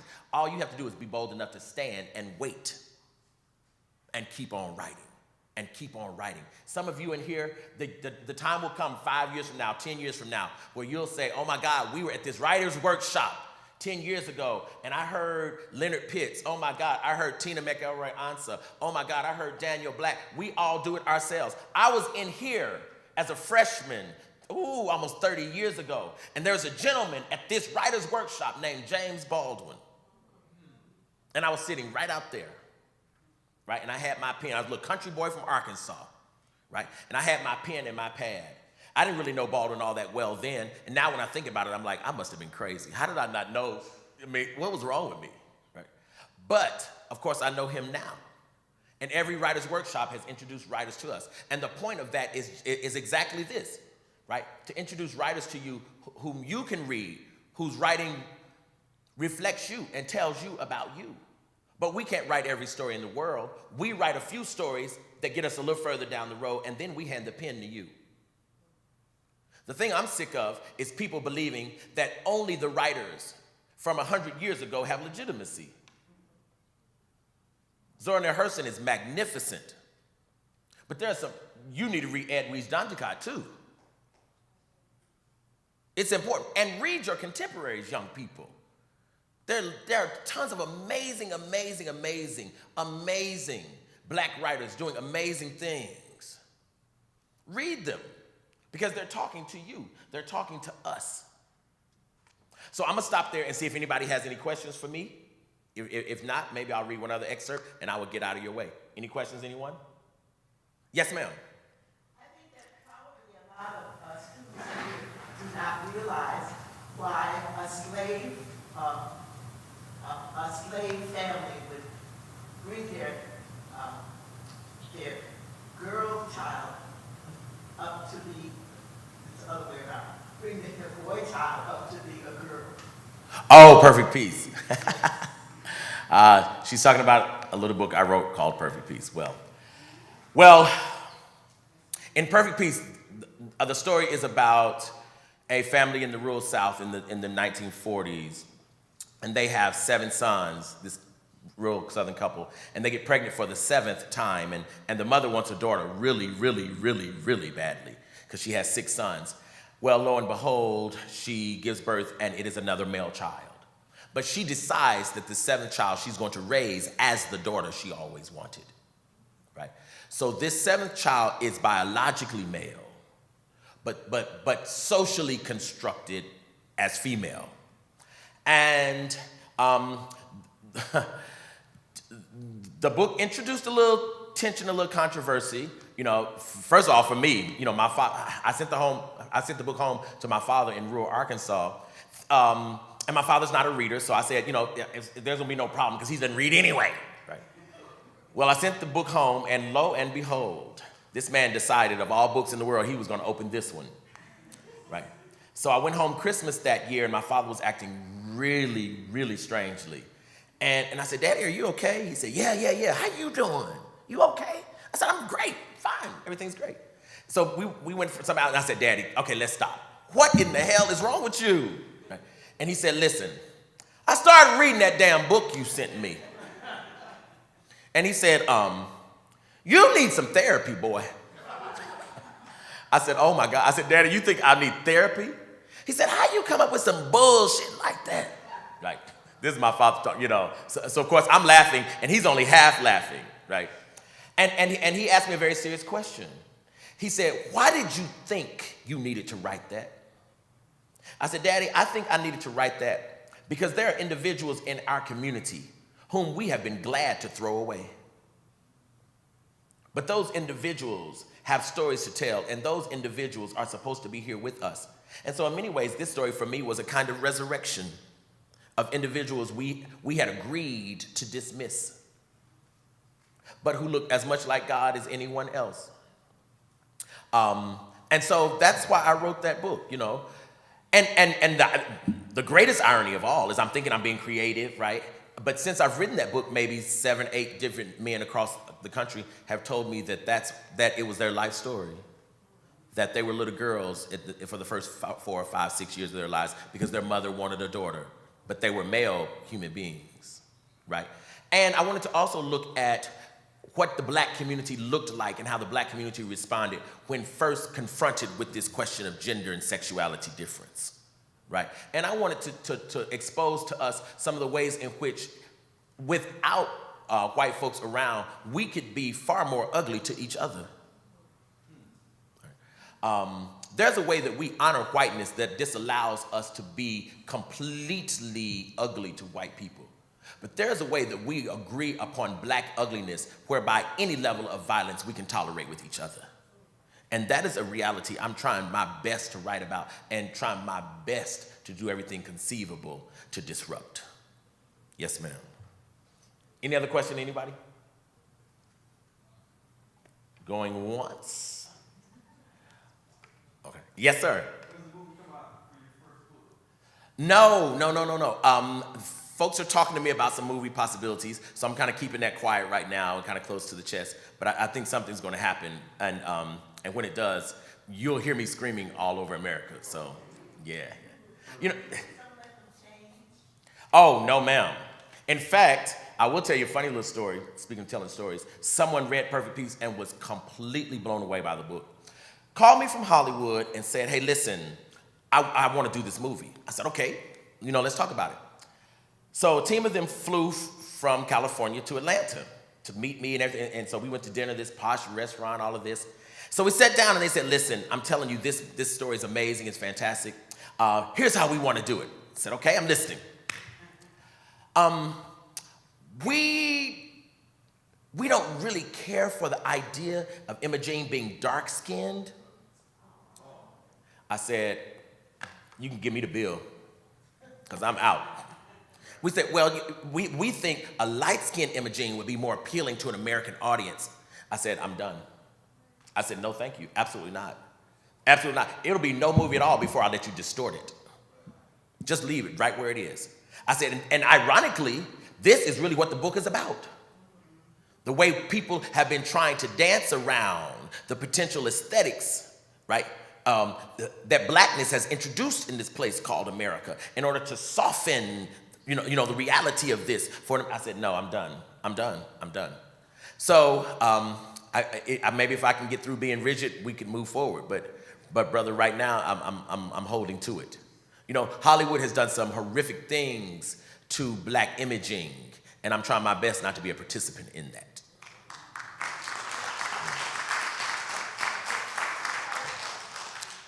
Say it again. Well, yes, ma'am. I'll leave that right there. Anybody else? Question? If not, I'm going to read one other quick excerpt, and then I'm going to get out of your way from The Coming.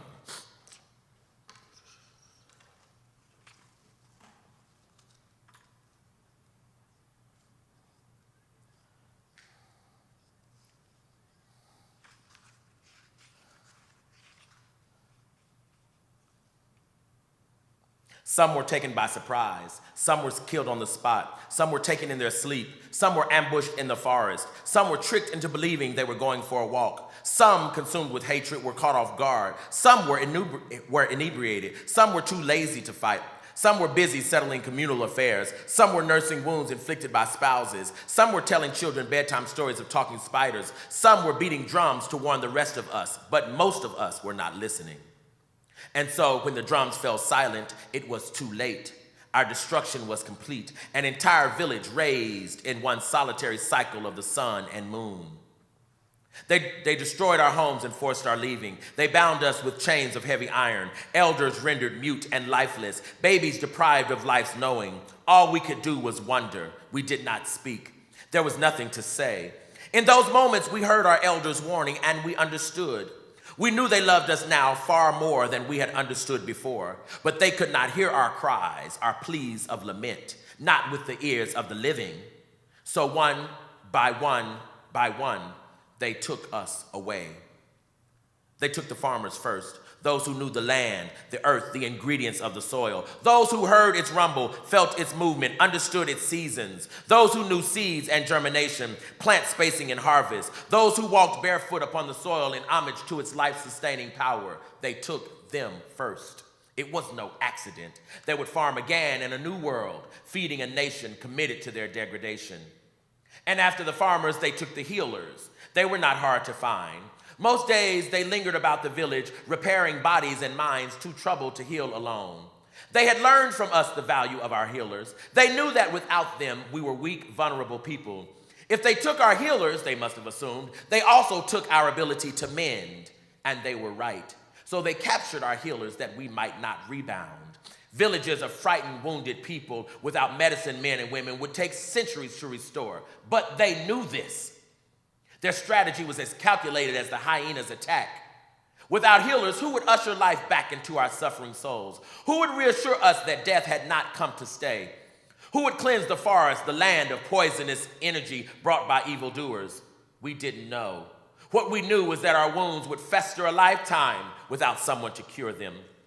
In one day, panic and uncertainty became our way. Our pride deteriorated into fractured, deep-seated insecurities.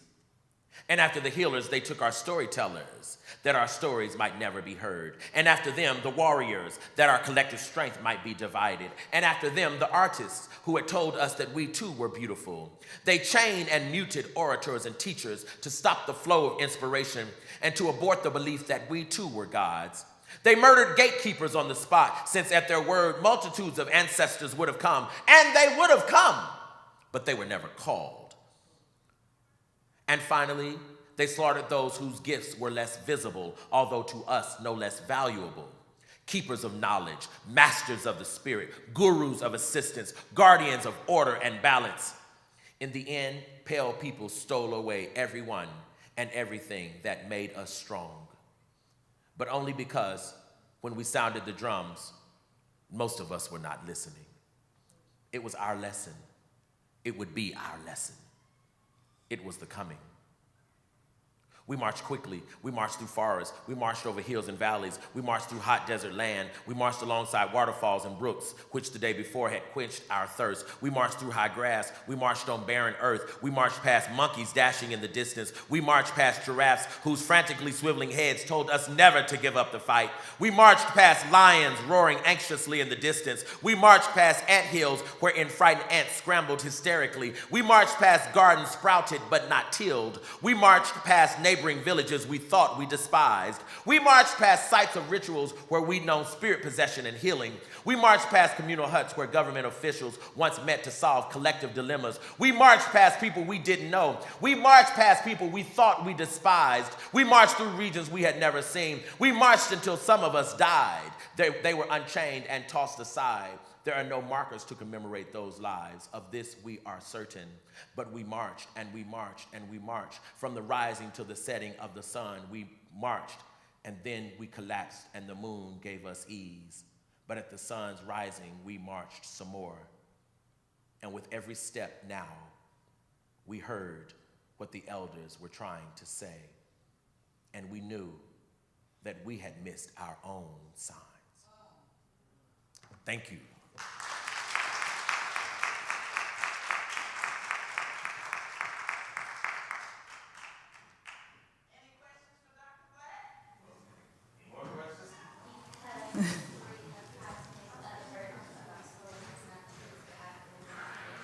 Amen. And what's your name?